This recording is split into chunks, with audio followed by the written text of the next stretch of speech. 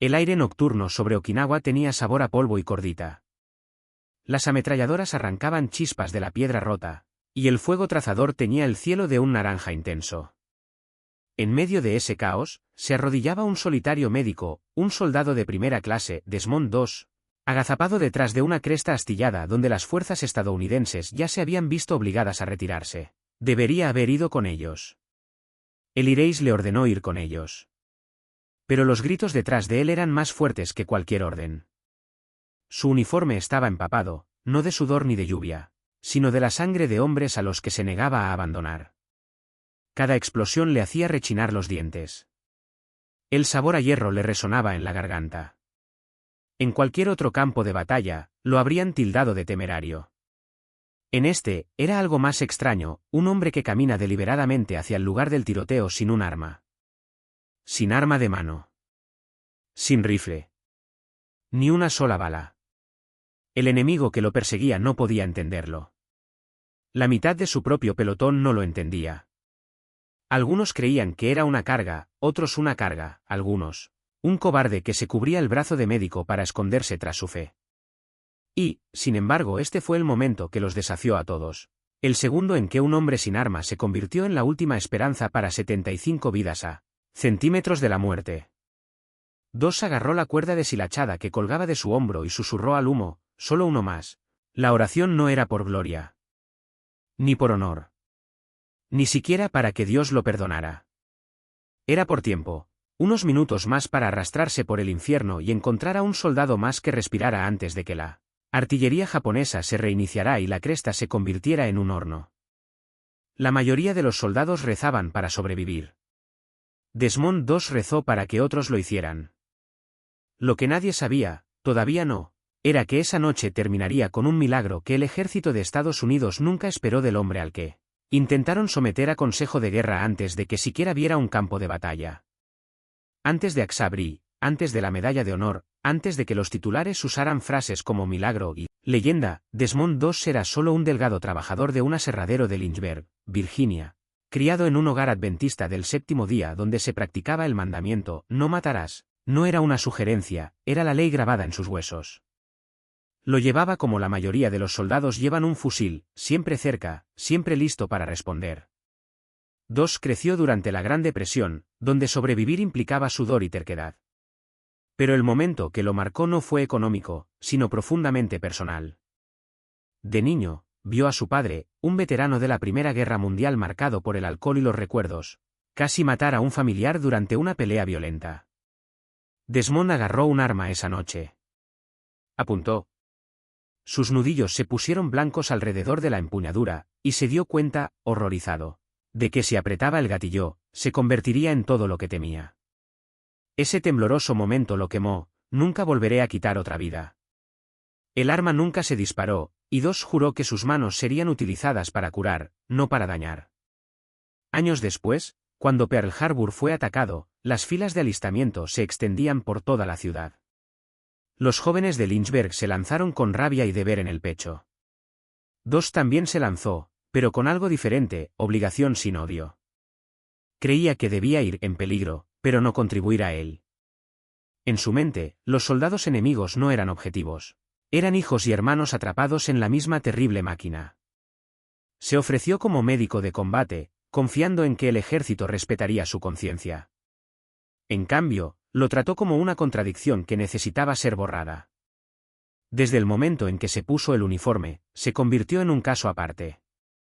El único hombre en un mar de rifles que se negó incluso a tocar uno. Para los oficiales, era una molestia. Para su sargento, una carga futura. Para los hombres que un día le deberían la vida, era un chiste andante. ¿Quién va a la guerra sin un arma? Esa línea lo siguió a través de las puertas de los cuarteles, las filas de los comedores e incluso durante el pase de lista matutino. Los rumores se extendieron antes de que se presentaran. Algunos decían que ocultaba su cobardía tras la religión.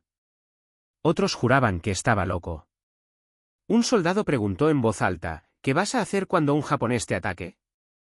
¿Rezar hasta matarlo? Los del cuartel rieron. Dos no. No respondía a los insultos con ira, sino con quietud. Y ese silencio solo inquietaba aún más a los demás. Un hombre que se niega a luchar es impredecible para los soldados entrenados para definir el coraje por el gatillo y el número de bajas. El ejército intentó forzarlo desde el principio. En la calificación de fusil, el instructor le puso un arma en los brazos y gritó: «El reglamento dice que debes llevar lo que te dan». Soldado 2 lo colocó suavemente en el suelo. Miró al frente y dijo: «Señor, respetuosamente, no tocaré ningún arma». Ese desafío silencioso convirtió la irritación en hostilidad. Los comandantes lo amenazaron con un juicio militar por desobedecer órdenes. Sus compañeros reclutas intentaron golpearlo por la noche para darle una lección. Un sargento presentó la documentación para que lo retiraran del servicio por completo, calificándolo de mentalmente inestable por negarse a usar fuerza letal. El mensaje era claro: no puedes adoptar una postura moral en una máquina construida para la guerra. Pero aquí estaba la grieta que nunca pudieron sellar: la ley militar de los Estados Unidos. Permitido, los objetores de conciencia no podían servir, especialmente como médicos.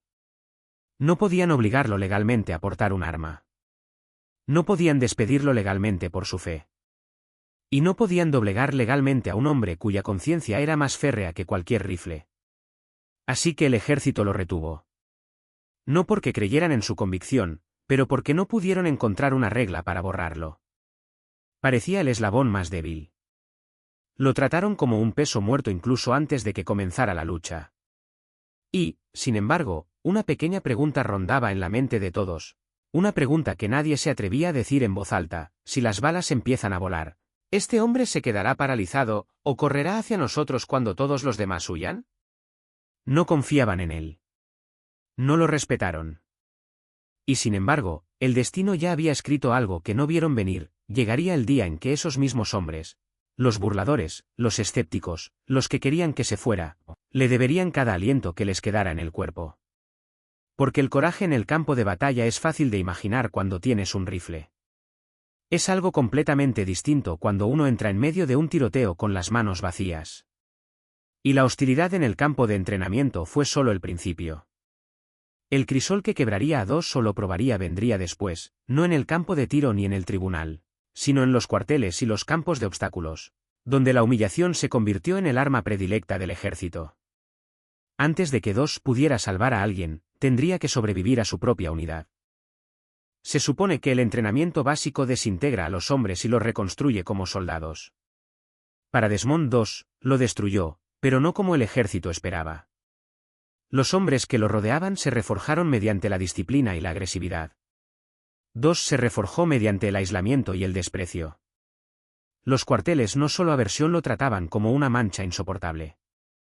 Cuando los compañeros de litera echaban a suertes la guardia contra incendios, alguien siempre intentaba obligar al fanático religioso a hacer doble turno. Durante los ejercicios, si un soldado fallaba en una maniobra, alguien inevitablemente murmuraba: quizás si el médico llevara un arma, no estaríamos detrás. No importaba si Dos no era la causa, él era el chivo expiatorio por defecto, el punto débil al que culpaban incluso antes de que el sargento gritara. Ese desprecio se transformó en hostilidad abierta la mañana en que Dos rechazó el entrenamiento con armas del sábado, cuando el pelotón se alineó en el campo de tiro, con tapones para los oídos y fusiles al frente. Dos se quedó atrás, de pie en posición de descanso como una silenciosa nube de tormenta. Su sargento se dirigió furioso hacia él. No puedes elegir qué órdenes seguir, soldado. Dos no se inmutó. Señor. No sé manejar un arma. Ni en sábado. Jamás. El sargento tensó la mandíbula. No oyó convicción, oyó insubordinación. Entonces te veré sometido a juicio militar. Debería haber sido una corrección rutinaria, un tirón de orejas disciplinario. En cambio, se convirtió en un campo de batalla de voluntades, arrastrando a Dos a audiencias, evaluaciones e interrogatorios. Toda una estructura de mando intentando acorralarlo para que renunciara al único principio por el que daría la vida. Lo llamaron revisión de aptitud. En realidad, fue un intento de desalojo. Pero hay algo extraño en la inmovilidad moral: cuanto más la resistes, más sólida parece. Dos nunca alzó la voz. Nunca discutió. Simplemente repitió con calma la misma verdad: vine aquí para salvar vidas, no para quitarlas. Buscaron en la legislación militar para encontrar una salida, y no encontraron ninguna. Incapaz de expulsarlo, la unidad recurrió al acoso. Un soldado raso le arrojó accidentalmente el baúl de dos en las manos. Un compañero de litera le lanzaba las botas por todo el barracón todas las mañanas para que llegara tarde a la formación. Una noche, alguien sugirió golpearlo hasta que renunciara. Que el problema se resuelva solo. Algunos puños se cerraron. Dos se mantuvo firme, no para contraatacar, sino simplemente para no correr. Y de alguna manera, eso los hizo enojar más. Pero el punto de inflexión no empezó con una lección moral. Empezó con algo brutalmente simple: el dolor. Durante una carrera de obstáculos en vivo, un recluta se resbaló de una cuerda y se rompió el tobillo contra los troncos del pozo. El instructor gritó pidiendo un médico. Antes de que nadie se moviera, Dos ya estaba saltando la barricada. Se arrodilló junto al soldado que gritaba y le vendó la pierna con tanta precisión, con tanta seguridad, que incluso el sargento guardó silencio. No había vacilación en sus manos. No había pánico en su voz. Solo preocupación. Después de ese día, el apodo de El Cobarde no desapareció, pero se suavizó. Se burlaban más despacio. Se mofaban con menos furia. Porque, bajo la burla, se gestaba una nueva idea: si soy yo el que está tirado en el suelo, ¿quién quiero que me alcance? La siguiente grieta apareció durante los ejercicios de marcha. El pelotón recibió la orden de una agotadora caminata de 32 kilómetros con las mochilas llenas. Los hombres apretaban los dientes, se tambaleaban, sudaban, maldecían al sol que les quemaba los cascos. Cuando un soldado se desplomó por agotamiento por calor, Dos se entregó su propia cantimplora y cargó con la mitad del equipo del hombre a lo largo del último kilómetro, manteniendo el mismo ritmo. No para demostrar nada, solo porque alguien se había caído. ¿Acto de debilidad? ¿O la forma más fuerte de resistencia? Poco a poco, algo desconocido empezó a reemplazar su desprecio: la duda. Detestaban la idea de respetarlo, pero ya no podían ignorar lo que veían. Incluso el sargento, el mismo que estaba preparando el caso para destituirlo, empezó a notar un patrón. Dos nunca ganaba con ego. Nunca contraatacaba. Nunca tomaba represalias. El resentimiento se le escapaba como el agua del metal. Y eso los inquietaba más que la rebeldía. Luego llegó el punto crítico: la inspección del domingo. El pelotón había estado al límite con ejercicios consecutivos y tareas de limpieza. La tensión era tan intensa como el sudor. Cuando el oficial al mando inspeccionó el baúl, encontró el botiquín de Dos meticulosamente preparado, pero el portafusiles estaba vacío. El capitán se volvió hacia el sargento con una sonrisa fría. Ahí está su insubordinación, sargento. Un juicio marcial claro y contundente. El sargento dio un paso al frente, dispuesto a borrar por fin al médico que consideraba una carga, pero algo inesperado cruzó su rostro. Observó el pulcro pliegue de las vendas, las herramientas esterilizadas, las notas manuscritas sobre qué soldado tenía qué vieja herida. Dos no estaba cumpliendo con su servicio. Trabajaba más duro que todos, solo que en un eje diferente. Y el consejo de guerra de repente se sintió menos disciplinado y más cobarde. El sargento aún no lo sabía, pero esta era la primera vez que dudaba en apretar el gatillo contra un hombre que creía que algún día importaría. Aún así, el ejército insistió. Dos fue arrastrado a otra audiencia legal, esta vez con amenazas afiladas como bayonetas: obedecer o ser destituido. El juez le preguntó sin rodeos: soldado, ¿por qué está aquí si se niega a luchar? Dos respondió con voz firme como una piedra: porque mientras todos los demás quitan vidas, yo estaré allí para salvarlas. Sin teatralidad. Sin sermones. Solo la verdad. El silencio se extendió por toda la habitación, el tipo de silencio que no se rinde, no tiembla, no se dobla. Y en ese silencio, el ejército se quedó sin formas de quebrarlo. Se le permitió formalmente continuar entrenando, sin arma. Pero el precio ya había sido pagado: él siempre sería el paria. No era de confianza. No era deseado. Solo lo toleraban porque el reglamento no podía enterrarlo. Sin embargo, detrás de ese estatus de segunda clase se estaba empezando a gestar un cambio más profundo. Invisible pero creciente, el pelotón había visto que dos no corrí cuando otros cayeron y la guerra. La verdadera guerra se basa en una terrible pregunta: cuando todo se derrumba, ¿quién queda? Los hombres que se burlaban de él ahora no tenían idea de que tan pronto sabrían la respuesta. Porque el enemigo que esperaba al otro lado del Pacífico no pondría a prueba la fe de dos, sino su resolver. Y el momento que lo revelaría no estaba lejos. La guerra tiene una forma de despojarnos de ilusiones. En el entrenamiento básico, los hombres hablan de gloria. En los barcos de transporte, hablan de estrategia. Pero cuando huelen por primera vez tierra quemada y carne desgarrada, cuando el horizonte se estremece bajo la artillería y el aire se convierte en polvo, la guerra deja de ser una idea para convertirse en un lugar, y Okinawa era el peor lugar que el Pacífico podía ofrecer. Para cuando Dos llegó con la 77ª División de Infantería en la primavera de 1945, la campaña ya se había ganado el apodo de «El Tifón de Acero». No era una exageración poética. Era un hecho, la artillería caía como el viento, y la muerte llegaba tan rápido que el campo de batalla no se molestó en fingir que era justo. Los marines habían intentado abrirse paso a través de la escarpa antes, 2 veces, y en ambas ocasiones fueron destrozados por defensas tan profundas que parecían una cicatriz que atravesaba la isla. Los estadounidenses lo llamaron cresta de sierra para metales, los japoneses lo llamaron impenetrable. Pero antes de ver la cresta, Dos se topó con algo más inmediato, el miedo hecho visible.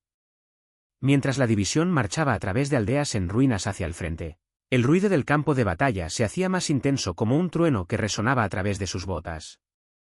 El suelo temblaba bajo las explosiones a kilómetros de distancia. Marines heridos pasaban cojeando junto a ellos en camillas, con la mirada hundida y los uniformes chamuscados por la tierra y la pólvora. Uno murmuró: «Chicos, se están metiendo en el horno». Otro susurró: «Nadie aguanta mucho tiempo allí arriba». Los hombres que una vez se burlaron de Dos de repente se quedaron en silencio. La guerra es un igualador brutal, borra el juicio más rápido que el paisaje. Las bajas del mañana podrían ser cualquiera. ¿Y los médicos? Se convirtieron en el delgado hilo entre la agonía y la despedida. La noche anterior al asalto, los soldados acamparon al pie de la cresta. El acantilado se alzaba sobre ellos como un diente negro y afilado recortado contra el cielo.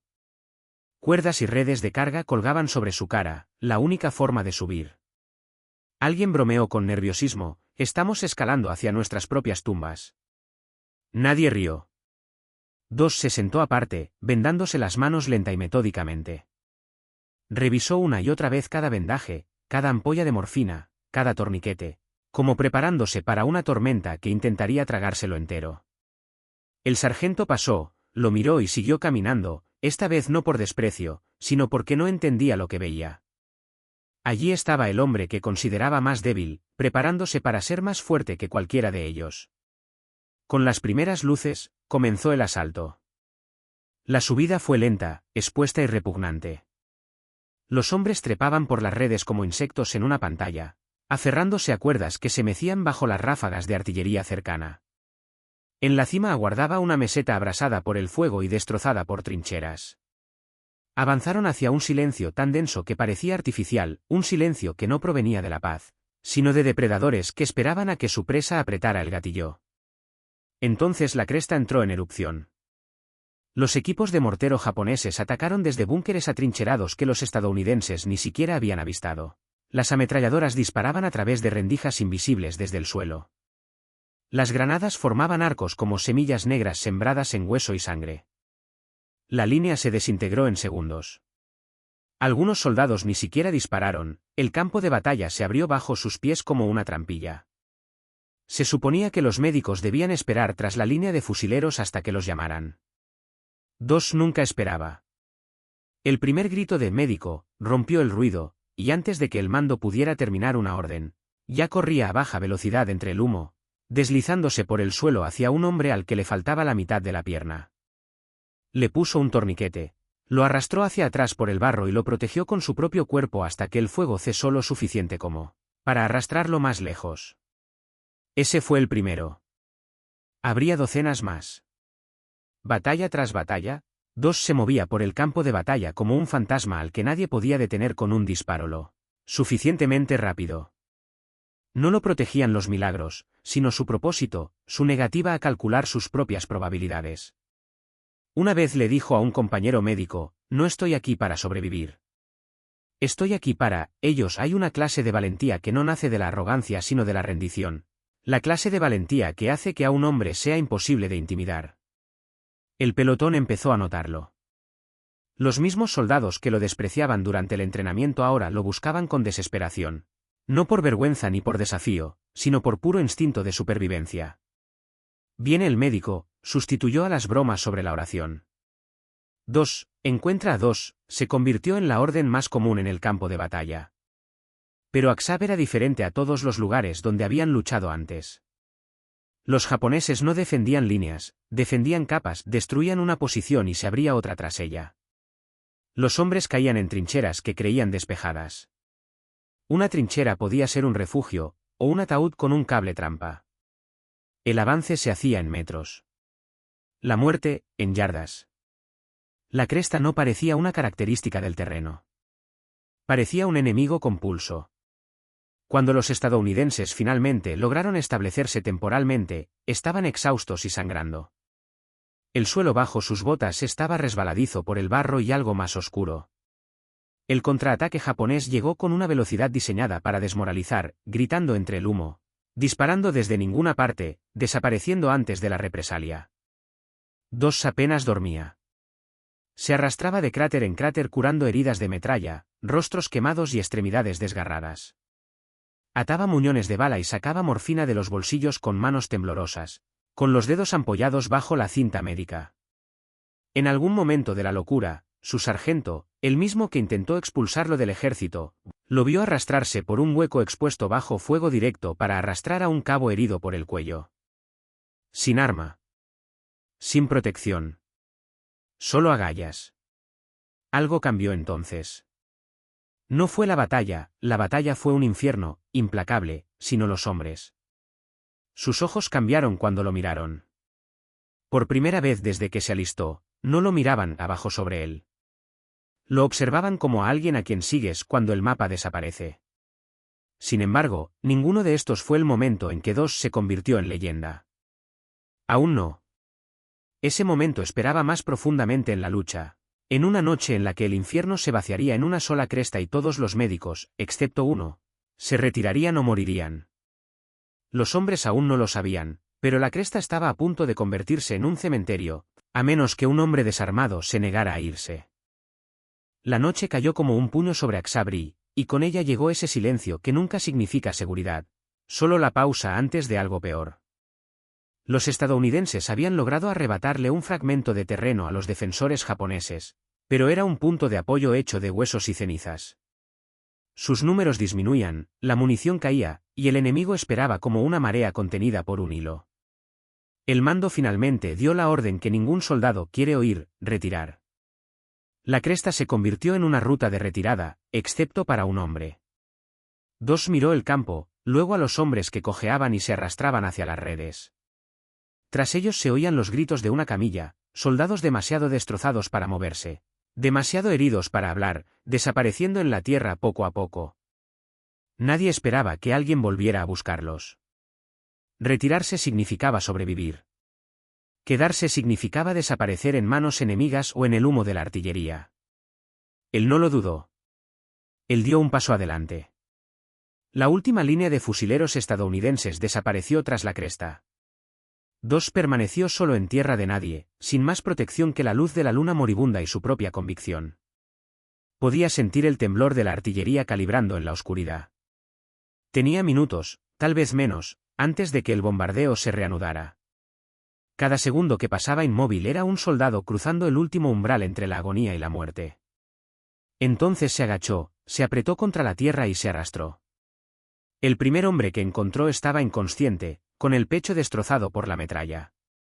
2 tapó la herida con vendas y oraciones. Luego lo arrastró por el cuello a través del barro y las extremidades desgarradas hasta que encontró refugio cerca del borde de la cresta. Un hombre caído.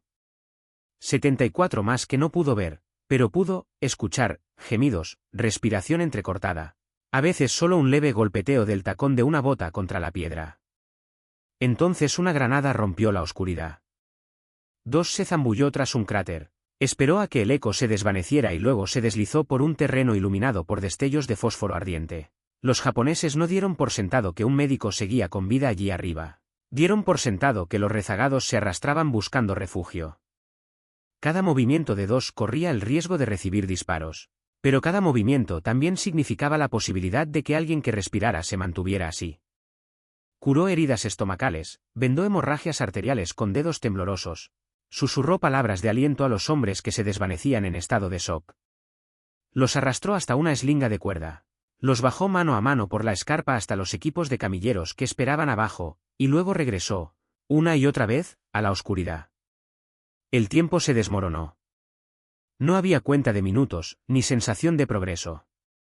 Solo se oía la oración repitiéndose como un latido: Señor, solo uno más. Él no estaba pidiendo que lo rescataran, estaba pidiendo permiso para seguir salvando. Cuando se le llenaron las manos de ampollas, las envolvió y siguió bajando la cuerda. Cuando le empezaron a temblar las piernas, las apoyó contra la roca y bajó la cuerda. Cuando el cansancio intentó hacer que el mundo se tambaleara, apretó la mandíbula y bajó la cuerda. Cada soldado rescatado se despertó confundido bajo el acantilado. ¿Quién me cargó? ¿El médico? ¿Sigue ahí arriba? ¿Está solo? La noticia corrió por el batallón de abajo como un rumor que la mente se negaba a creer. El hombre al que llamaban cobarde estaba realizando un acto que rozaba lo imposible, una evacuación en solitario bajo fuego enemigo. Y encima, la pesadilla solo se intensificó. Un fusilero herido yacía expuesto al descubierto, demasiado cerca de las trincheras enemigas para cubrirse. Dos se arrastró por el terreno abierto boca abajo, arrastrándose centímetro a centímetro hasta que un disparo atravesó la tierra junto a su oreja. Otra bala le atravesó el casco sin tocarle el cráneo, el metal se hundió contra su cabello como una advertencia. No se detuvo. Llegó hasta el soldado, ajustó las vendas con fuerza y empezó a tirar. Cada paso ganaba un milagro, cada pausa, una apuesta a que la siguiente bala le atravesaría la columna vertebral o el cráneo. Los japoneses lo oyeron moverse. Linternas escudriñaban la oscuridad. Voces gritaban. Disparos sonaban al azar, furiosos y ciegos. Él seguía arrastrándose. Él seguía susurrando: aguanta, te tengo, como una promesa que desafiaba al mundo a romper. Para la cuarta hora, sentía los brazos como plomo. Tenía la vista nublada. El barro se le pegaba como una mortaja. Y seguía repitiéndolo: solo uno más. En algún lugar bajo la cresta, un sargento miró hacia arriba con prismáticos y murmuró: sigue ahí arriba. Sin desprecio. Sin duda. Solo asombro. Para la octava hora, debería haberse desplomado. La mayoría de los hombres lo habrían hecho. Pero Dos ya no se movía por fuerza, sino por convicción. Creía que su vida no era suya, sino suya asignación. Cuando las piernas fallaron, la misión lo llevó consigo. El mando estadounidense consideró enviar un pequeño equipo de rescate para ayudarlo.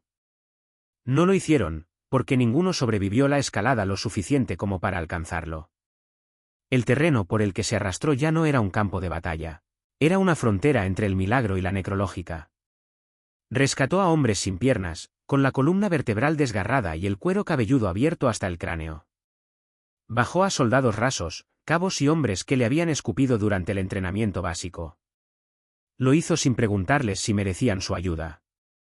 No negoció con miedo ni justicia, solo con urgencia. Las horas transcurrieron hasta el amanecer. Para cuando el cielo empezó a palidecer, había sacado docenas, y luego docenas más. En el recuento final, el ejército estimó 75 hombres, aunque el propio Dos dijo en voz baja: no, probablemente 50. Los demás insistieron en que eran más. La humildad protegía su memoria del mismo modo que la determinación había protegido su carácter. Pero quizás la verdad más asombrosa no fue que salvó 75 vidas. Fue que lo hizo después de que todos los demás perdieron la esperanza de poder salvarse.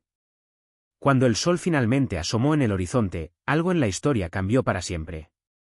Porque el batallón levantó la vista esa mañana y se dio cuenta de que la única razón por la que su lista de bajas no era un cementerio, era un médico al que nadie quería, en quien nadie confiaba, en quien nadie creía. El coraje con un rifle es un tipo de valentía. Tener coraje de rodillas, con las manos vacías en la oscuridad, eso es otra cosa. Y ahora, por primera vez, el pelotón sintió el costo de haberlo juzgado mal. Pero el campo de batalla no había terminado con Desmond II, todavía no.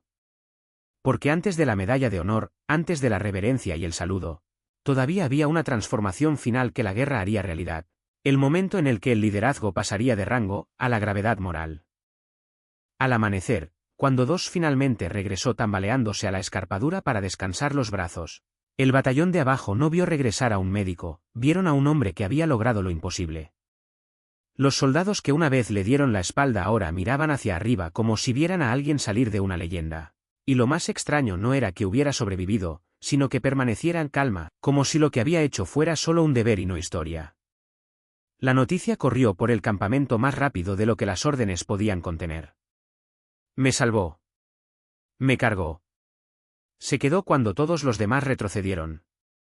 Toda la compañía mostraba ahora un asombro silencioso y atónito, no una admiración estridente, ni vítores. Algo más profundo. Algo reservado para el momento en que los hombres se dan cuenta de que han subestimado a otro ser humano. El sargento, el mismo hombre que una vez dijo que prefería someter a Dos a un consejo de guerra antes que confiar en él, no pudo hablar al principio. Simplemente lo observó desde la distancia mientras los médicos vendaban de nuevo las palmas de Dos, desgarradas. El silencio entre ellos era denso, como una disculpa tácita que aún no sabía cómo expresarse en palabras.